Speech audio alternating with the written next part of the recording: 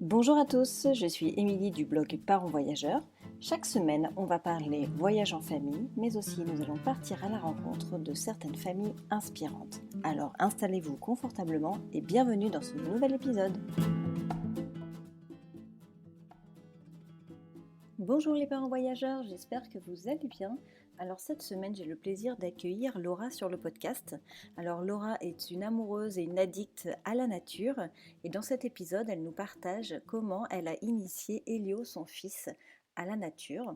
Elle nous partage les activités qu'on peut faire avec un enfant, quel que soit l'âge, même pour les tout petits. Elle nous partage également des idées de destination qui favorisent des activités au plus proche de la nature. J'espère que cet épisode va vous plaire. Je vous souhaite une belle écoute.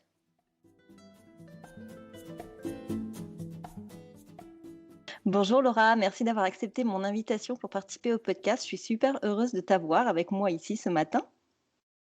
Merci à toi pour cette invitation. Ça faisait un moment qu'on en parlait en plus, donc je suis ravie que ça se fasse, aujourd'hui. Ouais, ça va être super. On va parler en plus d'une thématique que j'adore, forcément. On va parler de la nature. Donc, je languis d'écouter tes propos. Alors, déjà, est-ce que tu peux commencer par te présenter et présenter ta famille, ton projet, voilà, ce que vous faites dans la vie, etc. Donc moi je m'appelle, Laura. En plus d'être voyageuse, je suis, blogueuse, donc certains me connaissent, sous l'appellation, les globe blogueurs, puisque c'est un blog que je tiens avec mon cher et tendre, Sébastien.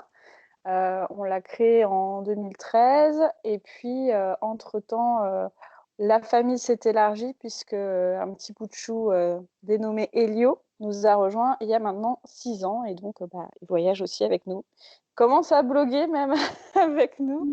C'est Il vrai? aime bien faire des petites, vidéos, voilà. Mais, du coup, nous, nos voyages, c'est vraiment, sur la thématique du jour, hein. Ce sont des voyages vraiment, tournés vers la nature, je vais pas dire quasiment exclusivement, mais presque, quand même. Enfin, c'est une thématique qui nous est chère, également. Et pourquoi vous avez choisi, cette thématique-là, en fait? Pourquoi la nature? En fait, on l'a pas vraiment choisi. On voyageait déjà, avant d'avoir, notre blog et en fait, quand on a commencé à écrire, quand on a commencé à avoir des retours sur ce qu'on faisait, ce sont les gens qui nous ont dit: «Ah mais en fait, vous faites des voyages nature». Mais en fait, nous, on n'avait jamais, pensé à ça ou on s'était jamais dit: «On va faire un blog là-dessus». En fait, notre blog, il a été créé, parce qu'on est parti 1 an en Amérique du Sud. C'est là qu'on a conçu, notre fils d'ailleurs, donc pour la petite histoire. C'était le cadeau, de retour et hem et en fait, on a juste raconté notre voyage, et cetera. Mais effectivement, à chaque fois, ce qu'on recherchait, c'était, des beaux paysages, la possibilité de voir, des animaux. On s'intéresse aussi pas mal à la faune, la flore, à la géologie, à toutes ces choses-là. Bon, on a un background, scientifique aussi. Moi, j'ai fait de la bio. Seb, il a fait des études, en environnement et cetera. Donc bon, c'est on se refait pas, j'ai envie de dire. C'est des sujets qui nous intéressent, depuis tout petit, en fait. Ouais, Donc donc c'est pas ça a calculé, coulé c'est de ouais. juste, ce qu'on aime. Voilà. Ouais, ça coulait de source, de ce fait-là et donc vous étiez des grands voyageurs avant, après vous avez eu Elio. Comment alors, est-ce que tu peux nous parler de la transition, de voyager sans les enfants et avec les enfants? Enfin, avec Elio, du coup? Oui, alors nous, on en a qu'1, donc je pense que c'est déjà différent que, Oui. plusieurs enfants. Alors nous, c'est marrant parce que quand j'étais enceinte, on était en long voyage et la 1re chose que nous ont dit les gens, c'est: «Ah bah, du coup, vous allez arrêter de voyager? C'est bon là, c'est fini la la Fini la festa?» belle vie. Et moi, en fait, ça a jamais été enfin, je l'ai jamais vu comme un obstacle, au voyage. D'ailleurs, j'étais pas tellement inquiète sur le fait de voyager, avec un enfant. J'ai jamais vu ça comme, enfin, alors c'est sûr que dans les premiers mois, quand ils sont bébés et cetera, on se pose quand même des questions. Je pense que c'est, une des rares fois où je suis allée vraiment, checker tous les blogs, de voyage famille, à fond. Et au final, je pense que, il faut le faire, simplement. Les enfants, ils ont besoin de peu de choses finalement, manger, dormir, être en sécurité, être entourés de leurs parents et je pense qu'à partir du moment où ils ont tout ça, il y a pas trop de problèmes, en fait. Après, je pense que chaque enfant est différent aussi. Il y a peut-être des enfants qui vont jamais aimer voyager.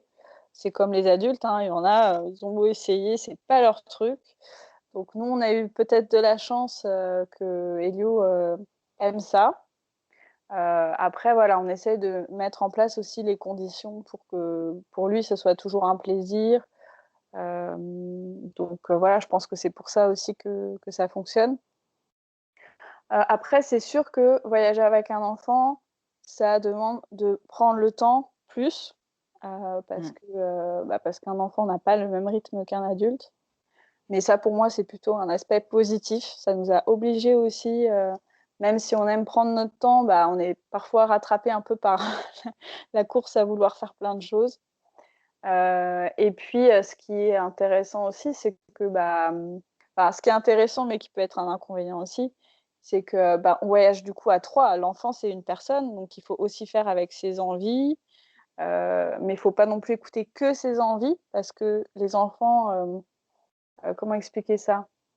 Moi, je vois beaucoup de parents, par exemple, qui hésitent à proposer des choses à leurs enfants. J'y reviendrai justement sur l'aspect nature, parce qu'ils se disent: «Oui, ça va pas leur plaire» et cetera. Mais en fait, si on n'a pas essayé, spontanément, un enfant, si on lui propose quelque chose qu'il a jamais fait, peut-être que, comme un adulte, il va dire: «Oh non, ça m'intéresse pas» et cetera. Alors qu'en fait, enfin nous, ça nous arrivait plein de fois avec Elio, on l'a emmené dans des endroits, on s'est dit: «Oh là là, ça va pas l'intéresser» et cetera. Où il nous disait même, carrément, «Oh non, j'ai pas envie d'y aller». On lui dit: «Bah essaye, si ça te plaît pas, on repartira plus tôt, mais essaye» et en fait, 99 du temps, il a bien aimé et le 1 restant, il a pas aimé, mais du coup, il a pu, se forger aussi, un esprit critique, même du haut de Mm. ses 6 ans, dire pourquoi il avait pas aimé et cetera. Donc c'est ça aussi, de favoriser l'ouverture, culturelle, d'ailleurs, chose qu'on peut faire même sans voyager, hein, en emmenant, ses enfants, à Exactement. des musées, à des choses, et cetera, quoi. Ouais, mais je pense qu'on se met énormément de barrières, beaucoup trop de barrières. Et finalement, je pense qu'on fait pas assez confiance à l'enfant. Et effectivement, je pense que lui proposer les choses sans forcément le forcer, ça amène justement cette curiosité. Et effectivement, il n'y a pas besoin de partir en voyage pour faire ça, quoi. Ça peut être à tout niveau, au niveau de la cuisine, des musées, de la peinture. Finalement, si on ne propose pas à l'enfant, si on a tout de suite, on se met des barrières, effectivement, finalement, ça le freine. Et puis lui, il aura peut-être aussi moins cette curiosité de tester des choses, quoi. C'est très intéressant ton point de vue. Et de ce fait-là, donc je suppose que vous l'avez initié assez rapidement à la nature, parce que je pense que tout de suite, ses premiers voyages ont été dans la nature, je suppose. Euh, Presque. com- t'as commencé à voyager, enfin, t'as repris la route des voyages, il avait quel âge à peu près? Alors la première fois qu'il a voyagé en dehors de la France, enfin en dehors des visites à la famille et cetera, il avait 6 mois à peu près, je pense et on est parti 1 semaine, à Porto. Donc pour le coup, là, c'était un voyage plutôt, plutôt citadin, même si, on a essayé de faire des choses, très nature. On a visité pas mal les jardins, la côte, on allait observer les oiseaux aussi, à côté de Porto. Donc c'était pas complètement 100 citadin, mais voilà. Le hasard a fait que c'était, à Porto. C'était un bon mixte. Alors du coup, donc depuis tout petit, vous l'initiez justement au voyage en nature. Alors comment tu fais pour l'initier, pour lui donner envie de découvrir la nature, d'aimer ça aussi, parce que enfin, je pense que tous les enfants n'aiment pas la nature aussi. Donc comment tu as procédé en fait pour l'initier, même si je pense que ça s'est fait quand même, je pense globalement naturellement, mais est-ce qu'il y a des tips, des choses que tu pourrais partager?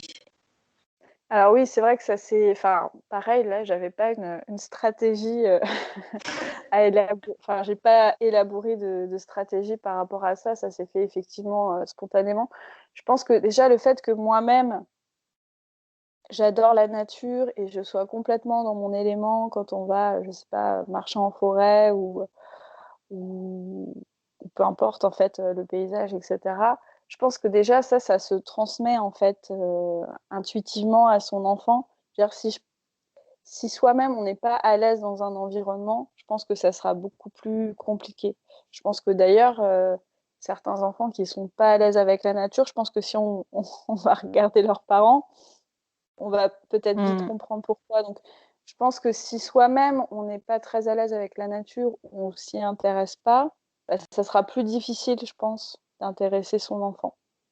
Donc dans ces cas-là, je conseillerais de déjà soi-même en tant que parent, se demander pourquoi on s'y intéresse pas, pourquoi on n'est pas à l'aise et cetera.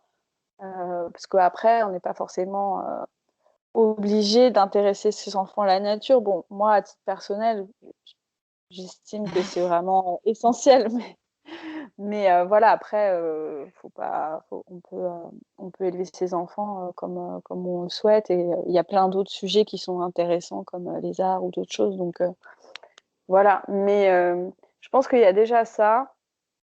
Je pense qu'Elio, en plus, c'est un enfant qui est très sensible, donc il a vite compris que c'était vraiment notre truc, quoi, que qu'on aimait ça. Et puis, faut aussi, jouer sur, le côté hypersensible justement des enfants. Plus ils sont petits, plus ils sont dans le sensoriel. Donc, toucher, sentir, écouter, faut vraiment, faire travailler les 5 sens et pas être juste dans une approche un peu, peut-être, scientifique ou comment dire? D'apprentissage, genre il faut apprendre, sur la nature et donc ça devient presque un peu l'école.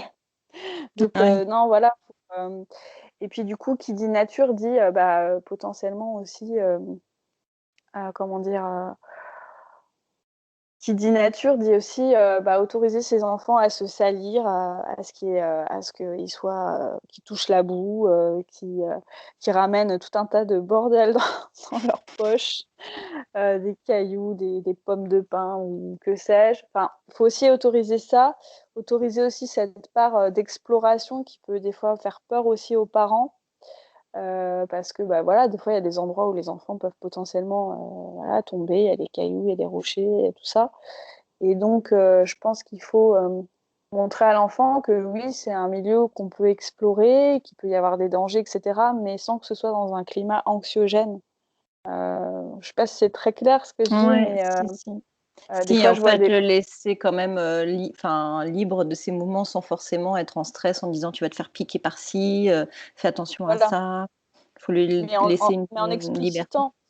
en explicitant, c'est-à-dire en disant: «Bah, voilà, par exemple, cette plante-là, faut pas la toucher», mais en expliquant aussi pourquoi. Je pense que plus on considère un enfant comme un adulte capable de comprendre, même quand il est tout petit, en fait et lui on lui expliquait des choses, parfois assez complexes sur la nature, mais peut-être qu'il comprenait pas tout, tout de suite, mais en tout cas, il il comprenait qu'on n'était pas dans l'émotionnel, dans nos réactions de dire, voilà, «Faut pas toucher à ça juste parce que maman elle a peur», quoi.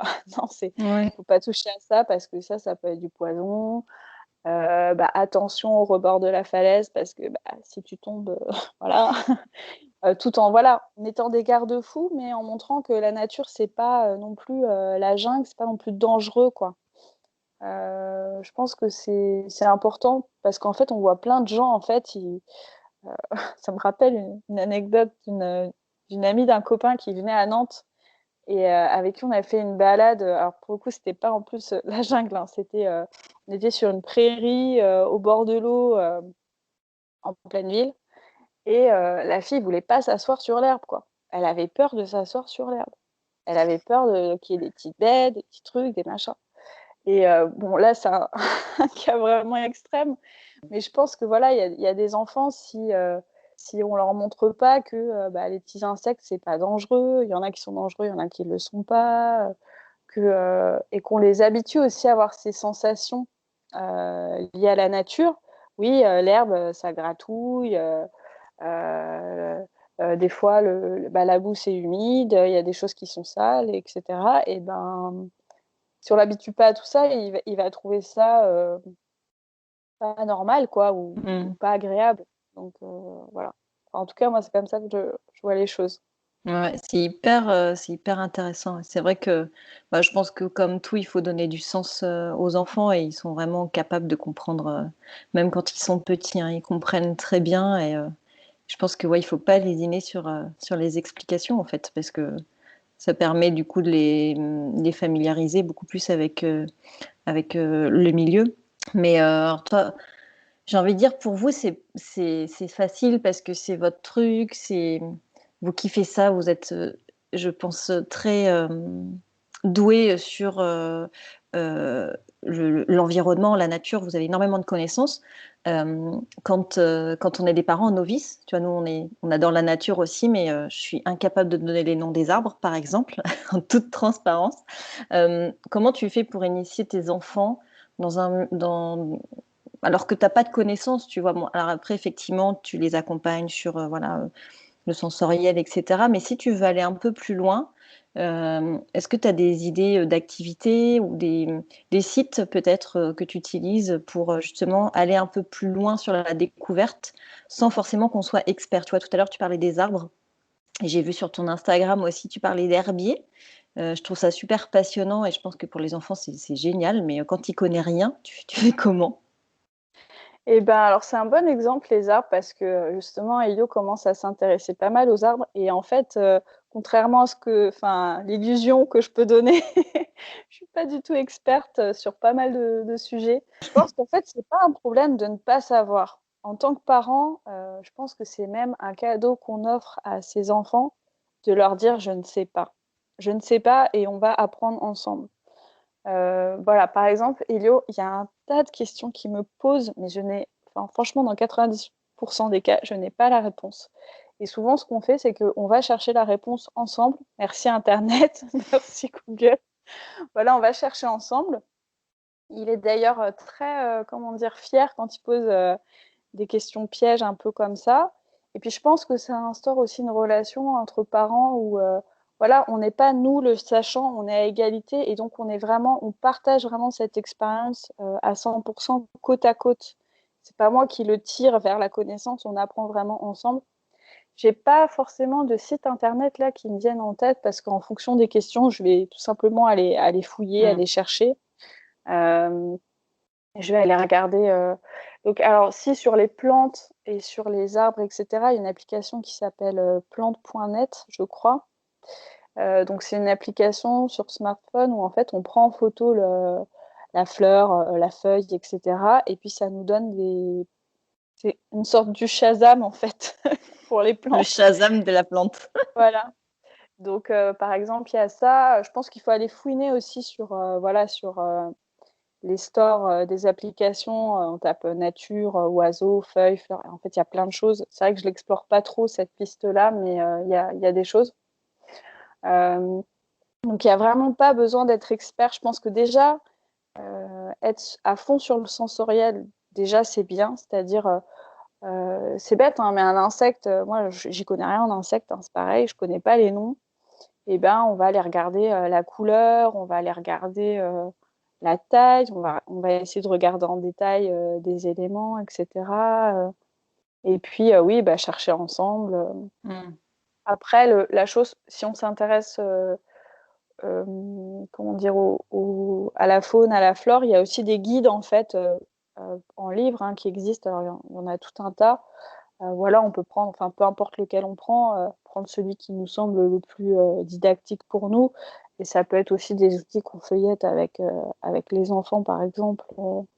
Mais déjà, sur Internet, il y a quand même pas mal de Il y a trucs. beaucoup de ressources. Ouais, ouais, ouais, énormément. Faudrait que je fasse une Ouais, petite compilation ce serait des super. meilleures ressources. Ouais, ouais, ouais. Ouais, si tu as ça en stock, je le partage volontiers. Du coup, tout à l'heure, tu parlais des activités un peu où tu te dis, oh, l'enfant, il va être un peu réticent. Et tu peux me parler un peu des activités où de base, tu te dis, l'enfant, il n'aimera jamais. Et puis finalement, il a adoré. C'est vrai que, par exemple, euh, je pense là tout de suite à la baie de Somme avec l'observation des oiseaux. Tu te dis, c'est une activité, par exemple, que tu t'imagines pas faire avec des enfants parce que ça nécessite de la patience, etc. Est-ce qu'il y a des activités comme ça que tu as réussi t'as réussi à l'initier en fait sur des activités qui de base ne sont pas forcément adaptées aux enfants? Alors l'observation des oiseaux, c'est un bon exemple parce qu'on a initié Elio, à l'observation des oiseaux très, très jeune. Bah, c'était au Portugal aussi, mais c'était un petit peu après, il me semble. Enfin, il était assez jeune, je me rappelle plus l'âge qu'il avait, mais peut-être 1 an. C'est vraiment jeune, Ah hein. oui. Et hem et donc le guide, quand il nous a vus, débarquer avec un enfant, il y croyait pas trop. Alors c'est vrai que c'est compliqué l'observation des oiseaux avec un enfant, surtout en bas âge parce que, les oiseaux, on les voit de loin, c'est petit et cetera. Donc quand c'est quand c'est une activité comme ça qui, de fait, on sent que ça va être compliqué avec un enfant, je pense que la première chose à avoir en tête, c'est de se dire que l'enfant n'est pas obligé, de vivre, l'activité de la même manière qu'un adulte. Ça, c'est vraiment pour moi le préalable. Si on s'attend à ce que l'enfant, par exemple, même s'il est plus grand, par exemple, il a 8 ans. Moi, par exemple, quand je, regarde des oiseaux, je peux passer des heures à faire ça. Bon, si j'attends que l'enfant passe 3 heures à regarder, les oiseaux derrière un poste d'observation, je risque d'être déçue. Parce qu'en fait, peut-être que lui va pas s'intéresser au même niveau, peut-être qu'il va avoir besoin de faire des allers-retours, peut-être que ça va l'intéresser juste 5 minutes et cetera. Mais en fait, c'est pas grave, chacun va se saisir de l'activité à sa manière et pour les enfants en plus bas âge, c'est encore plus le cas. Donc par exemple, cette première fois, on avait observé les oiseaux et ben, voilà, il s'était intéressé vraiment pas longtemps pour le coup, mais on avait quand même parlé. On lui avait dit: «Bah, voilà, nous, on voit ça» et cetera et puis après, on l'avait laissé jouer, on avait écourté aussi la séance d'observation, des choses comme ça et puis petit à petit, en fonction de l'âge, par exemple, on se rend compte aujourd'hui que, Elio, il aime bien observer, les oiseaux, mais c'est clair, pas le même temps que nous. Mmh. Et puis plus l'oiseau, il va être proche, plus, l'oiseau va être gros, va être visible, bah, plus ça va l'intéresser. Parce que c'est vrai qu'en plus l'observation dans les jumelles et cetera, à partir d'un certain âge, c'est juste, impossible en fait. Mmh. Donc il faut À aussi adapter aux capacités, des enfants. à quel âge tu penses qu'ils peuvent observer dans les jumelles? Tu as une idée? C'est un peu difficile, là Elio il a 6 ans, il commence vraiment à bien pouvoir regarder. 5 ans, ça va aussi, mais c'est vrai que pour les enfants, plus jeunes, je conseille plutôt une observation, de gros oiseaux donc par exemple, les flamants roses, en Camargue, ça peut être parfait parce que ou d'aller dans des sites, où l'observation des oiseaux est facile. Donc, par exemple, le parc du Marcanterre, c'est un très bon exemple parce que c'est un endroit où on peut voir quand même facilement des oiseaux de pas trop loin. Alors, c'est pas le cas. Enfin, il y a des postes d'observation où on peut voir voilà, les oiseaux quand même se rapprocher, et même des oiseaux petits mais qui sont quand même assez proches. Il y a des cigognes aussi, donc ça, c'est des gros Mmh. oiseaux, donc c'est plus C'est intéressant plus pour les facile. enfants. Mmh. Il y a du coup, là, il y a le parc ornithologique aussi, du Pont du Gros, je crois que c'est ça, en Camargue. Voilà, il y a des sites comme ça. Après, c'est vrai que, l'observation ornitho pure, où on va juste regarder les passereaux dans les tout petits oiseaux avec une longue vue et cetera, quand ils sont tout petits, Mmh. voilà. Et puis, même si on va pas dans des endroits spécifiques, bah, rien que dans des parcs, en fait, même en ville, souvent il y a des canards. Alors c'est pas, c'est pas forcément, très, très sauvage, mais il y a plein de canards, d'espèces de canards différentes. Donc rien que ça, rien que d'attirer l'attention sur les enfants, sur, «Bah, tiens, tu as vu, il y a des canards différents», essayer de les nommer, et cetera, c'est intéressant. Ou même, dans les villes aussi, il y a quand même un petit peu des oiseaux et Elio, par exemple, s'intéresse beaucoup aux pies en ce moment. Il a une passion pour les pies. Voilà, ce qui est pas forcément, voilà, un oiseau, qu'on pourrait penser de fait intéressant comme ça. Donc c'est essayer de voir ce qui intéresse aussi notre enfant le plus et puis d'aller dans ce sens-là, et de rendre facile, l'observation le plus Mmh. possible. Ouais, ouais, tout à fait. C'est hyper intéressant. Du coup, je rebondis, j'avais prévu cette question plus tard, mais je rebondis comme on est dans le sujet. Mais là, actuellement, au moment où le podcast va être diffusé, vous serez toujours confinés. Euh, voilà, on ne sait pas combien de temps ça va durer, mais il y a aussi beaucoup de gens qui vivent vraiment dans des espaces entièrement citadins. Comment tu fais pour initier tes enfants à la nature quand tu vis en pleine ville, où tu n'as pas forcément l'occasion d'aller, tu vois, faire 1 heure de route pour aller dans une forêt, etc. Tu as des petits tips à partager? Alors, je suis exactement dans cette situation, parce que bien que j'adore les voyages nature, je suis une citadine dans l'âme. C'est un des paradoxes. Moi, très clairement, le 1 kilomètre autour de chez moi, c'est quasiment que du béton. Si j'ai un petit parc, voilà. Alors, moi, ce que je dirais, c'est que la nature, quand même, quand on regarde, elle est quand même un petit peu partout. Alors, de manière plus ou moins exubérante. Donc, c'est sûr qu'en ville, c'est pas la Ouais, c'est c'est pas la dur. folie. Mais, par exemple, sur le chemin pour aller à l'école, on croise, de la vigne vierge, sur les murs. On croise, des, entre guillemets, «mauvaises herbes», dans le bitume. On a la chance, nous, d'être dans une ville à Nantes où, il y a une démarche, 0 pesticide et du coup, il y a pas mal de et puis il y a des démarches aussi pour, planter des graines, dans les interstices du bitume. Ce qui fait qu'il y a beaucoup de rues où il y a plein de plantes qui poussent comme ça, au ras des maisons ou des immeubles. C'est Heu, chouette. voilà, du coup, on a quand même des choses à voir. Donc tous les matins, moi, pour donner un exemple, sur le chemin de l'école, ce que vous pouvez essayer de faire, c'est d'essayer de voir toutes ces petites touches de nature qui sont des fois infimes, hein, mais là, on passe devant, des rosiers, donc aller sentir la rose, aller voir s'il y a des nouvelles roses qui ont éclos, par exemple. On va passer devant les vignes, donc on va aller voir l'évolution de la couleur de la vigne, vous savez, les vignes qui poussent sur les maisons, là. Mmh. Heu, l'évolution de la couleur. On va, enfin moi, par exemple, les dieux, c'est marrant parce que tous les matins, enfin, je viens de m'en rendre compte en parlant avec toi, on a un peu ce rituel-là. On passe devant les rosiers, on regarde les roses, des fois on les sent, on regarde la rosée, s'il a plu, parce qu'il pleut souvent à Nantes. Parfois, on voit des insectes aussi. L'autre fois, on a vu un insecte, je me rappelle plus du tout le nom, on est allés le chercher ensemble, mais un insecte tout doré, vraiment magnifique.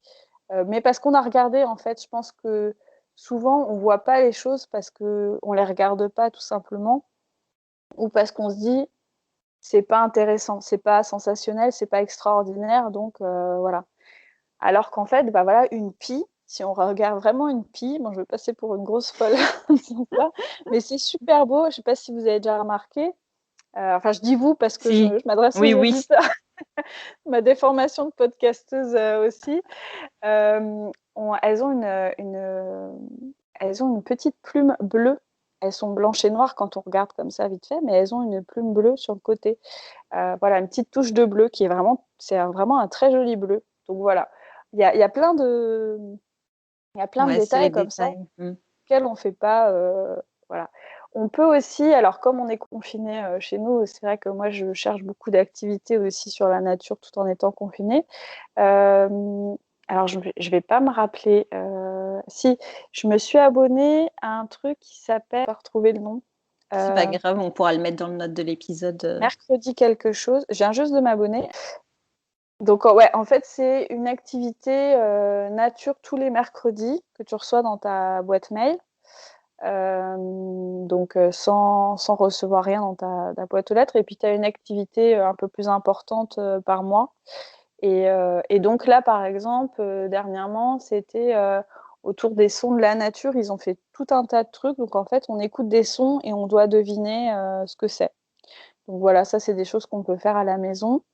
Hem On peut faire aussi, bah, je donnais l'exemple de l'herbier. Même en ville, on a quand même un petit peu des arbres et cetera. Donc aller prendre, voilà, quelques feuilles, essayer justement de reconnaître ces arbres-là. Donc je pense que je vais pas mal faire ça pendant le confinement parce que justement, je suis pas très douée en arbres.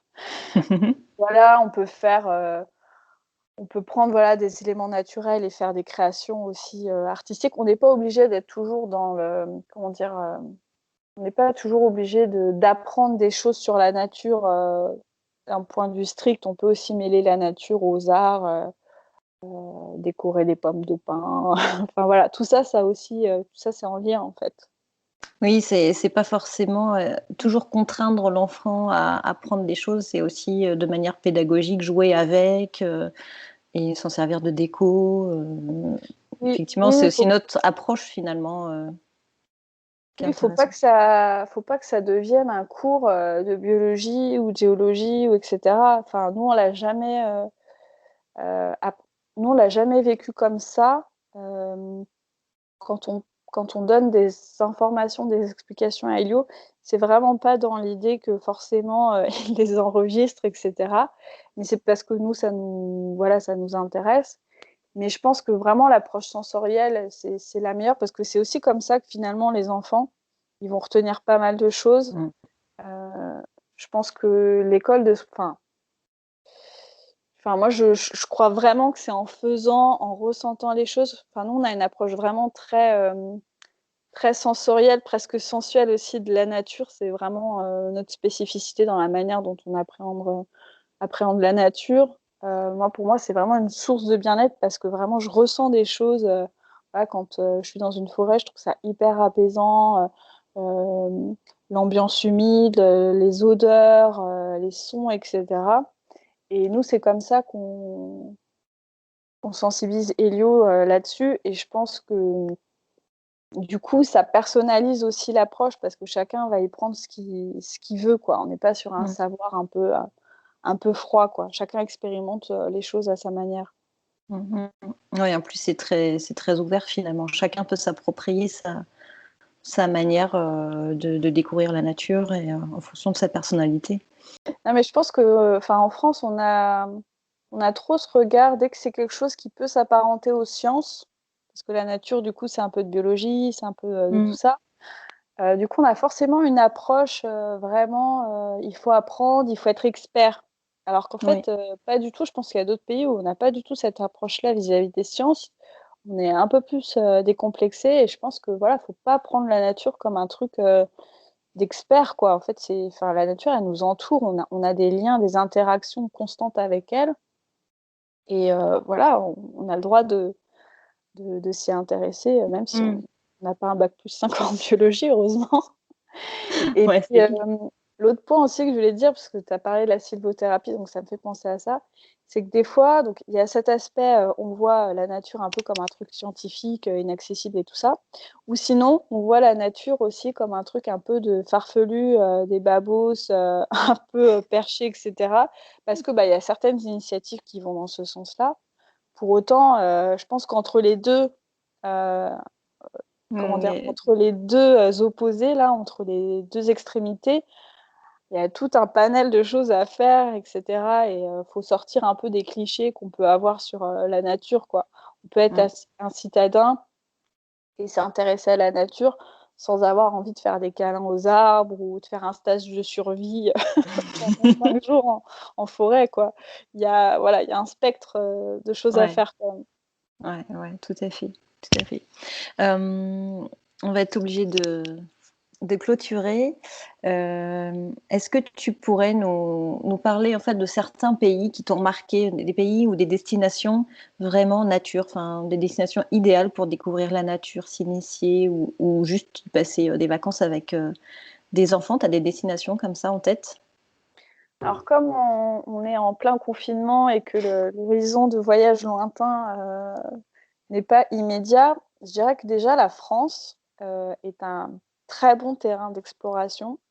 Déjà, on a une diversité de paysages qui est quand même colossale. On a voilà, la montagne, la mer, on a aussi des paysages géologiques. Là, on revient des Alpes de Haute-Provence, par exemple. Hmm. J'ai On a vu suivi les stories, c'est on fou. a vu des formations géologiques complètement spectaculaires, intéressantes, des fossiles partout. Donc pour les enfants, c'est top. Pour la faune aussi, la France n'est pas en reste, hein. Vraiment, il y a pas mal de spots d'observation d'oiseaux intéressants, on en a parlé.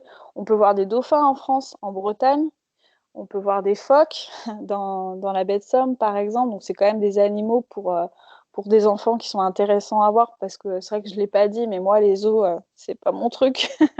Voilà, je préfère que mon enfant y voit moins d'animaux, mais qu'ils les voient dans des conditions sympas. Voilà.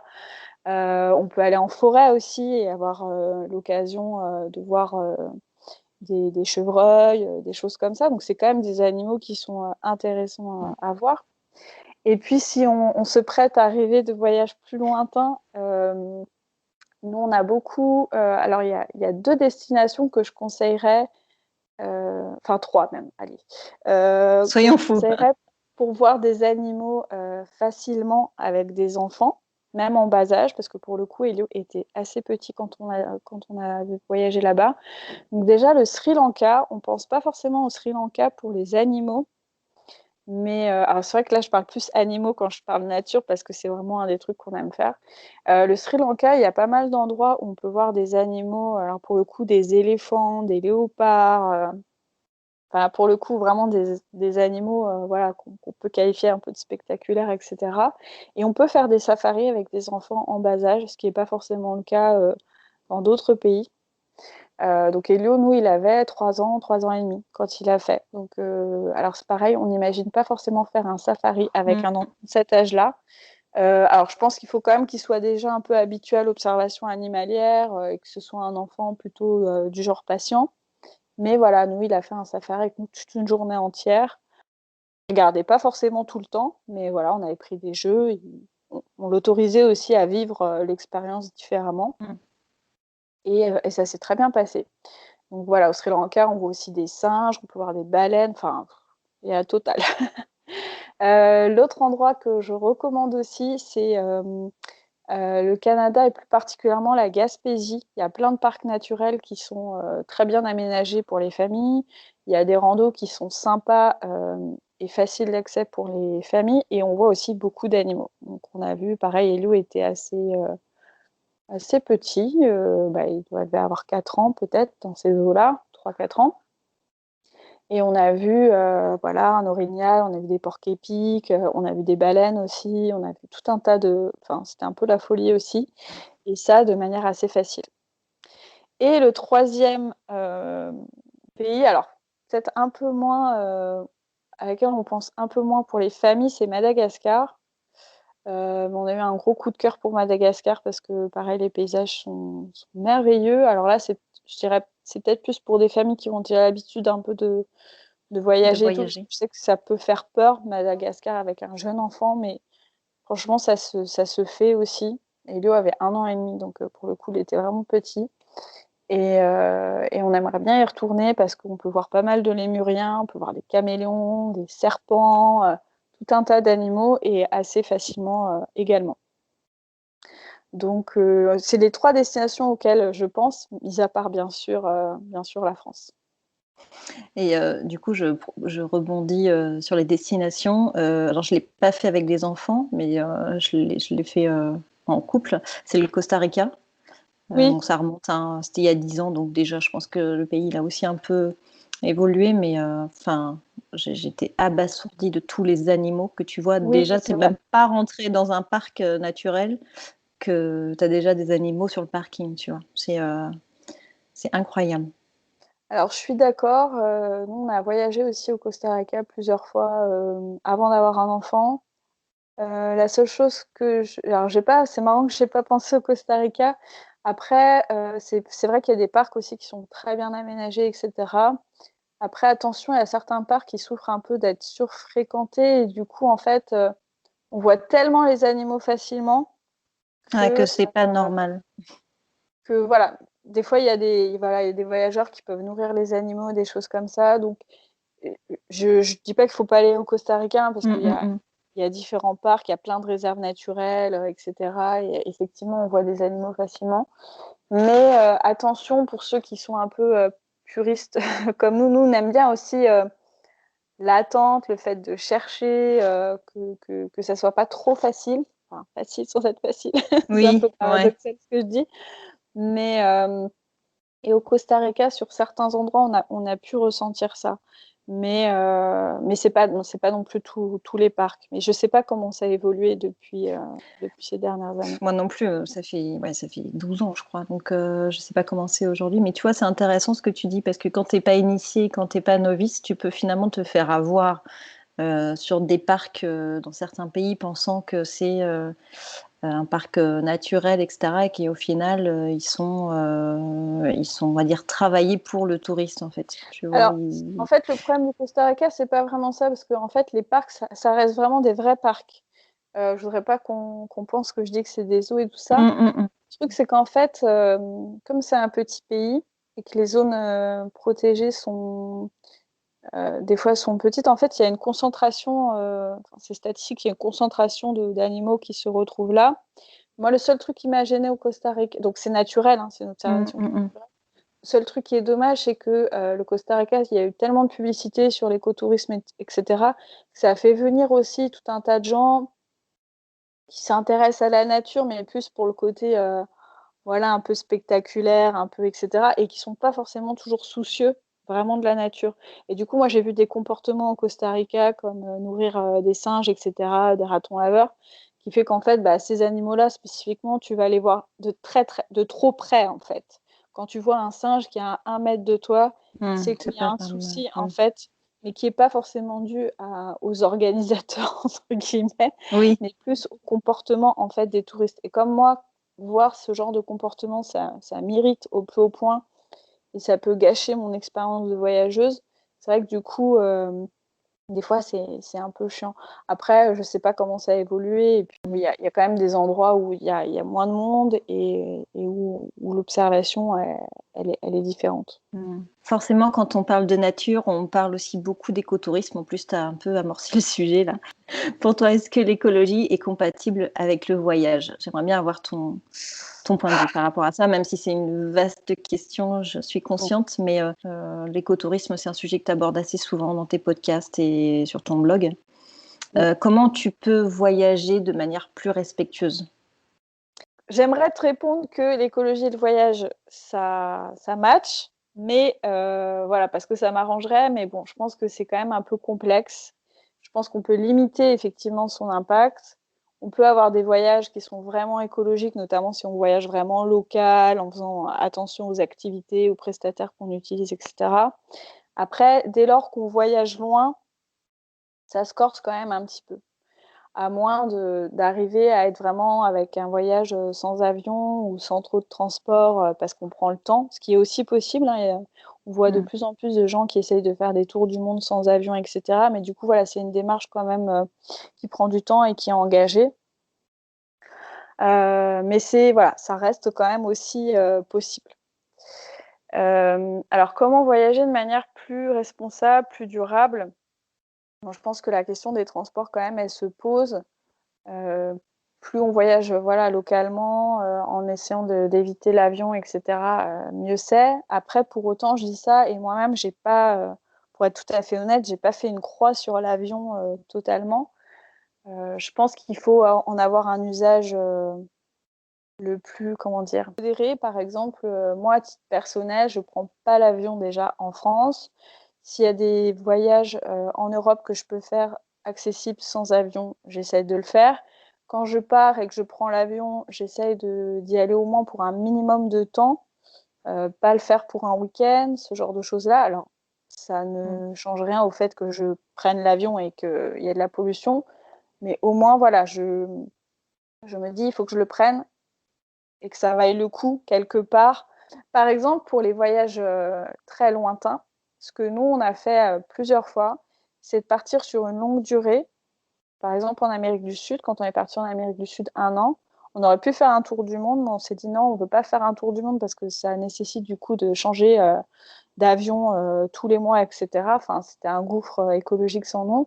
Et on a préféré faire un aller-retour et puis voyager après en transport locaux pendant 10 mois et de visiter voilà, une région du monde plutôt que de faire un tour du monde. En Asie, quand on est parti 6 mois, on a fait aussi la même chose. Donc après, il y a beaucoup de gens qui disent oui, mais moi je peux pas partir 6 mois, je peux pas partir 1 an. Et ça, c'est plus une question. Alors, je vais pas dire qu'une question de choix, parce qu'il y a aussi des situations où on peut pas le faire, très clairement. Mais nous, par exemple, on n'avait pas des métiers avec un salaire de folie. On n'avait pas. Bon, à l'époque, on n'avait pas d'enfants, mais ça change pas forcément grand-chose Bon là, Mmh. quand ils sont scolarisés, ça complique un peu des choses, mais voilà, je ne veux pas rentrer dans les détails.